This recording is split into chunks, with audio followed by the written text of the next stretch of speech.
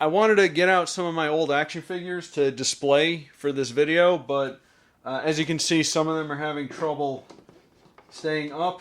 They won't. They just won't. So whatever. But anyway, Masters of the Universe returns after nearly 2 decades of dormancy with a brand new series on Netflix, Masters of the Universe Revelation, brought to us by Kevin Smith, who made a lot of movies that I really like, and produced by DreamWorks, who I believe owns the entirety of the Filmation backlog. When are we going to get a Brave Star reboot? And to do some shameless self-plugging, I'm actually in the middle of doing a Masters of the Universe retrospective for Cartoon Clip Show. So far, I've only put out the Masters of the Universe Filmation show. I'm currently working on the She-Ra review, and I'm hoping to get to the other shows as well. I was hoping to have them all out already, but unfortunately, life has had other plans for me this year, so we all need to be really patient.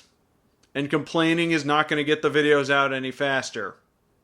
And because of that, over the past couple of months, I've been kind of immersed in the lore of Masters of the Universe, which probably makes me the most qualified to judge the show and say whether or not it's any good.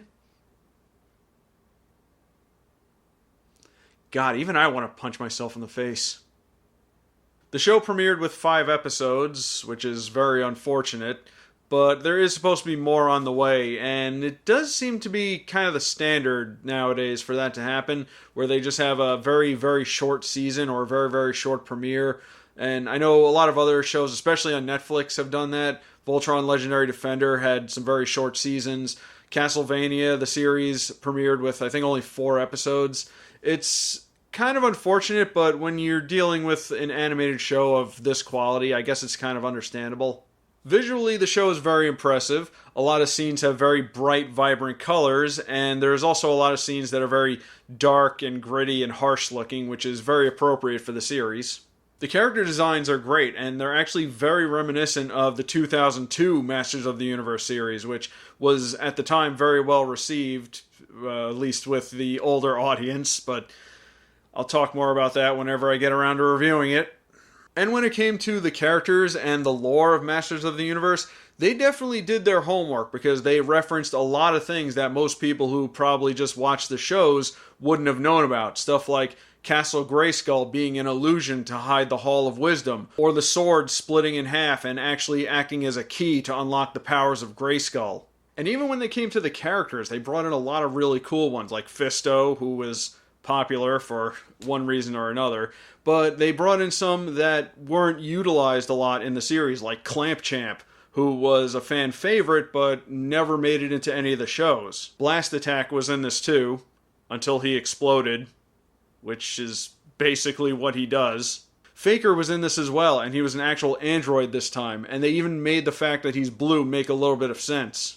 But by far the one that a lot of people, including myself, were excited to see was Scareglow. For those of you who don't know, Scareglow was a very popular character from the toy line, and he's one of the most sought-after action figures of all time. I wish I still had my old one, but I don't. But he never actually made it into any of the shows either, and they did him good in this show as well. Like, his scenes were awesome. We meet the former champions as well, like King Grayskull himself, Hero, and yes, for those of you who don't know, his name is Hero. That's his actual name. And he was the first wielder of the Sword of Power. We also meet Vicor, who is the next successor to King Grayskull. We also meet Kudak, who is the former sorceress, and she was actually featured in the Sorceress's Origin episode of the Filmation cartoon. She was the one previous to the sorceress we all know right now. But by far the most shocking of them all was Wondar. Yes, Wondar found his way into one of the Masters of the Universe shows. I can't believe that. That is both awesome and hilarious at the same time. If you don't know who Wondar is, he's... You know what? It's a long story. Just look up the origins of this character. It's absolutely ridiculous. And there's a new character named Andra, who's actually not really a new character because there was a character in the comics named Andra who was Teela's friend. She was kind of a minor character, but I like to think that they just dug this character up and actually gave her something to do instead of just falling into obscurity. She's really cool and all, but I'm kind of wondering why she's actually here. Like, she's great, I liked her and everything, but she didn't really offer a whole lot to the show. I guess in a way she's kind of the audience surrogate, because she would often like comment on stuff that would happen. Like, Teela would be telling a story about He-Man, and then he'll say some, one of his one-liners that, one of the cheesy one-liners that he's known for, and then she'd reply with like, wow, did he really say that, or something like that. I think maybe we need to get to know this character a little bit more. Maybe if they gave us a little bit more time with her, maybe a little bit more backstory. I think she could be more well received, but for now she's just kind of all right. The voice acting in this was great too. They have an amazing voice cast of both seasoned voice actors and celebrities. Because you have Sarah Michelle Gellar as Teela, you got great voice actors like Phil Lamar, Cree Summer, Diedrich Bader, Kevin Conroy is in this. Very rare to see him not be in something involving Batman. And of course you have Mark Hamill as the voice of Skeletor, which was one of the selling points of this series. The problem is, and this is I guess a little bit nitpicky, it's not that the voice acting was bad, it's just that some of them sounded so removed from their original counterparts that it was kind of hard to get used to, Like, I love Mark Hamill, he does a great villain voice, but to me he just sounds like Mark Hamill. I've heard his voice in so many other things, and especially when he's voicing Skeletor, because Alan Oppenheimer's performance as Skeletor is legendary. Like, that is iconic. That is hard to beat. And not hearing Skeletor with that voice was very strange, because that voice, that is just so ingrained into our culture. Like, I guarantee you that when you think of how a skeleton sounds, that's how he sounds. Like, that's probably the first thing that comes to your mind. Like, that kind of thing. That's how good that performance was. Although it should be noted that Alan Oppenheimer is in this show. He's the voice of Moss Man, so it was really nice that they brought him back for this. Also, am I the only one that got, like, Liam Neeson vibes from Man-at-Arms? Which is interesting because he's voiced by Liam Cunningham. They were, like, almost there. Like, Liam Neeson as Man-at-Arms actually sounds really good. If they're still doing that live-action movie, Liam Neeson as Man-at-Arms. Make it happen. So, these are kind of nitpicky things, and I do have one more complaint about this before we get to spoilers. But the problem with this show, and I think what a lot of people are kind of upset about, is the trailer lied, pretty much. The trailer was mostly composed of scenes from episode 1. And that's about it. There was so many other things that happened in this show, and they didn't really convey a lot of what the show was about in the trailer. The trailer was cool and it worked, but unfortunately, it didn't really represent the show well, in my opinion. And it's unfortunate because they prominently showed characters like Fisto and Clampchamp in it, especially with Clampchamp, who, like I said, is a fan favorite, and would have been nice to see him. But the two of them were only seen in like one scene in the first episode. And that's it. We never see them again. And it's unfortunate because I kind of fell for it as well. I kind of broke my own rule to never believe trailers. I've been doing that for a while. Trailers are great, but they usually don't represent what you're going to get. And in some ways it kind of builds up hype for something you're not going to be seeing. And with that being said, let's talk about spoilers. So I'm going to go into a little more detail about the plot of this show. So if you don't want the first 5 episodes of Masters of the Universe Revelation spoiled for you, skip ahead to this time code. So Skeletor attacks Castle Grayskull and is about to steal the powers of Grayskull because he figured out that it's actually the Hall of Wisdom. He-Man shows up and they fight, but the fighting causes the Sword of Power to split in half, and both him and He-Man are basically disintegrated. And that's where the show kind of starts, because then the cat's out of the bag. Man-at-Arms has to tell King Randor that He-Man was Prince Adam this whole time, and Teela finds out as well, and naturally the two of them don't take it very well.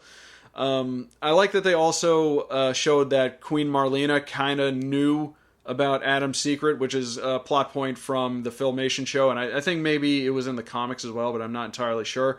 But that was a nice little detail they put in there. And so King Randor is upset by this, so he banishes Man-at-Arms and tell him, don't show up again or I'll execute you. And he's really pissed, and it's at this point where I'm starting to realize that King Randor is kind of an asshole. Always has been. But most upset about this was Teela, who didn't really like being lied to, so she threw down her sword and she also left the kingdom. And then some time passes, but we don't really know exactly how long. And we see Teela helping people, do like mercenary stuff, I guess, or quests, basic RPG quests, fetch the thing and then get gold. That's basically how they've been living. But because of that fight, the powers of Grayskull and the magic of Eternia are starting to fade. And if the magic of Eternia fades, Eternia dies. And because Eternia is the center of this universe, then all the universe is going to die. And yeah, it's kind of a problem. It also might explain why everyone on Eternia is so jacked, because it's like the source of power of all the universe. I also like that some of Skeletor's former minions started like a techno cult inside Snake Mountain, because all the magic of Eternia is starting to go away. They put their faith in machines, and they make people drink this black liquid that turns them into like crazy cyborgs. It was kind of disturbing, actually. And I think that's supposed to be the techno virus, which is what brought technology to Eternia in the first place, which is a very interesting part of the lore. I recommend looking that up. But Teela teams up with some of Skeletor's former minions as well as some allies, and they have to go get the two sides of the sword. One of them is in Subternia, which is basically hell or the underworld, and that's where they meet Scareglow.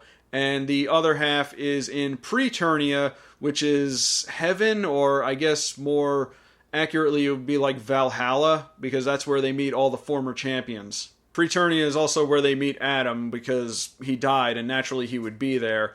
And I like the fact that King Grayskull said that we get to choose our forms here, and he chose to be Adam himself, because realistically, it's always been him. That's his form. That's who he is. He-Man was just the power. He just wielded it. There was also a really great scene with Orko and Evil Lyn.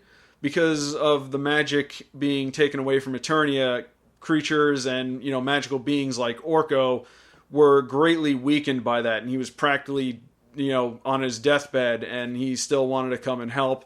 And because of that, he felt useless, and he starts going on about how he always screws things up. And, I will defend Orko. I'll say he doesn't always screw things up. He was kind of goofy, and sometimes he did, but he had his fair share of moments. But here he's at a very low point, and Evil Lyn was like feeling sorry for him, and they had like a little bonding moment, and she kind of related to him a little bit, got a little bit of character development for Evil Lyn, and I kind of like that. So they get the sword reforged, and they head back to Eternia, and Prince Adam actually goes with them, even though he's dead.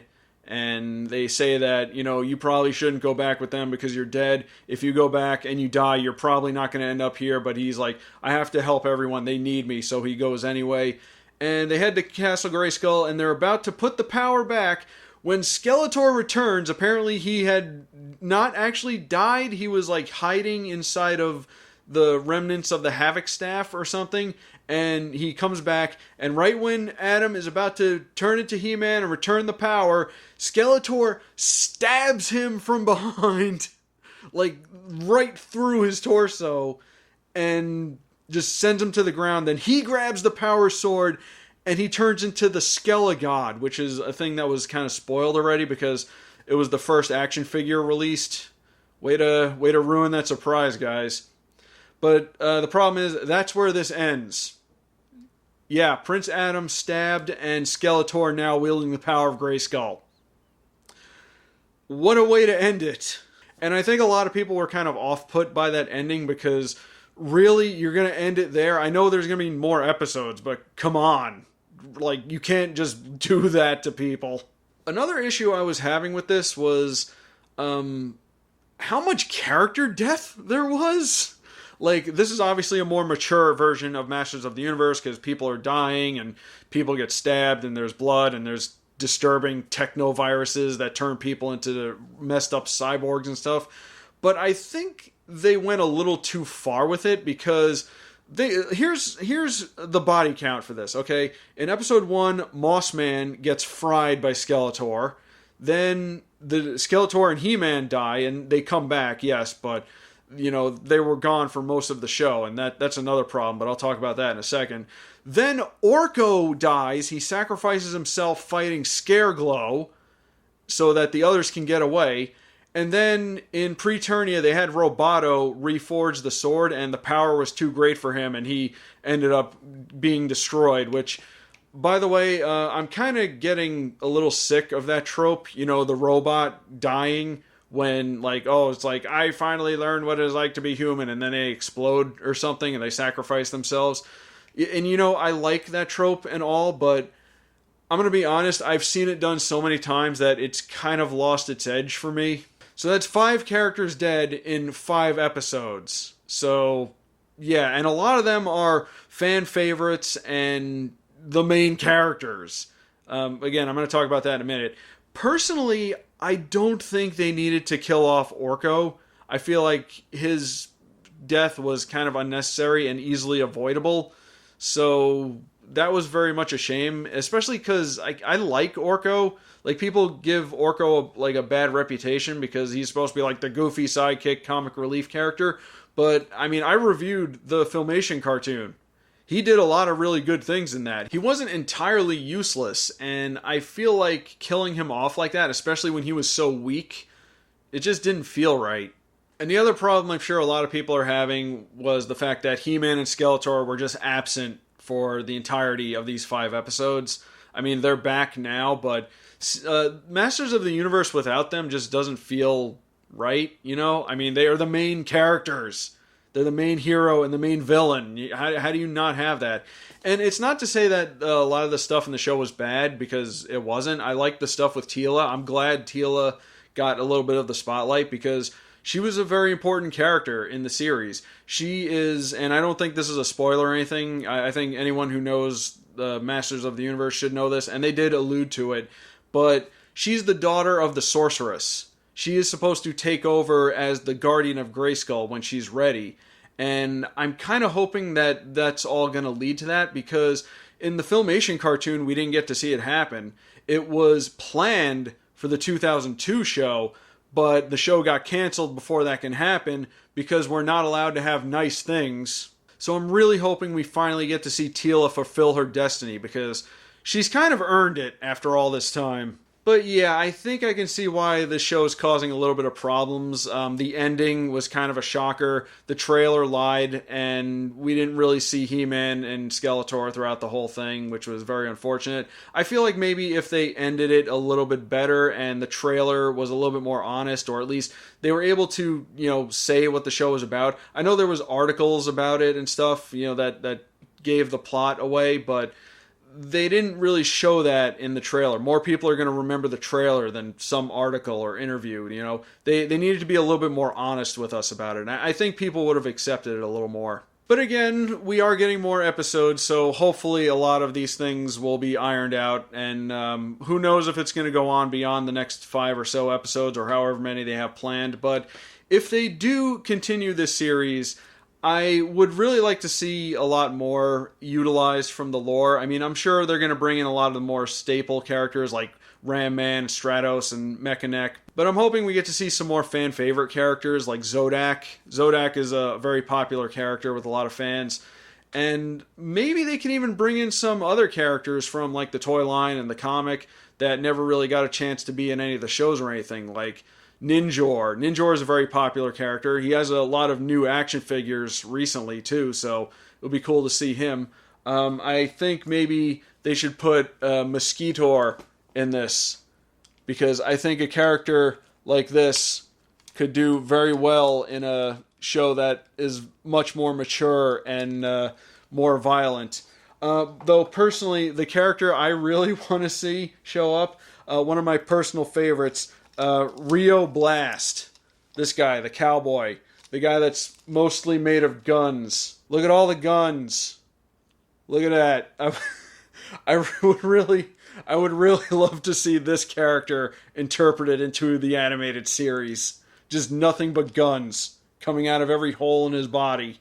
Maybe they can even bring in some fan-favorite characters from the Filmation cartoon, like Granomir, the Elder Dragon. He was very popular. Though, personally, I would love to see them bring back Plundor. Yes, Plundor. And I don't mean like a reference or as a joke or anything. I want to see him, like the actual character, do something. He can be a one-off character or whatever, but put him in the show. You know what? If they bring Plundor in, I will give this a 10 out of 10. No questions asked. So I think I would give this a soft recommendation. Not a hard recommendation, a soft recommendation. I did like it. I was definitely invested in what was happening, but for every bit of it that I did like, there were moments that maybe just kind of go, huh, okay. But again, we're getting more episodes. Maybe we'll get to see some more stuff. Who knows? But that's all I got for Masters of the Universe Revelation. Leave a comment below and let me know what you thought of it. And which character from the Masters of the Universe series would you like to see show up in a future episode? My name is Rob, and by the power of Grayskull, have a wonderful day.